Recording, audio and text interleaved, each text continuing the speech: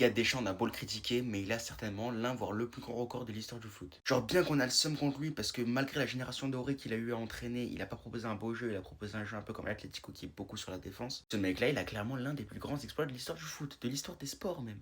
Déjà, dites-vous que dans l'histoire du foot, sur tous les matchs qu'il y a eu, le troisième match le plus visionné, c'est France-Croatie. Didier Deschamps a joué évidemment vu qu'il était coach. Il était coach et il a même gagné cette Coupe du Monde. Ce qui est encore plus fou, c'est que le deuxième match le plus regardé de l'histoire du foot, le plus visionné, c'est aussi un match de l'équipe de France. Finale de Coupe du Monde 98. Et ce qui est encore plus fou, c'est qu'avant d'être entraîneur, Didier Deschamps, il était joueur de foot. Et pas n'importe qui, puisqu'il était capitaine de l'équipe de France. Donc il avait un rôle central, il était titulaire. Donc sur les des trois matchs les plus visionnés de l'histoire du foot, qui est le sport le plus regardé au monde, et qui est même la chose la plus regardée de tous les temps, c'est plus regardé que les films, etc.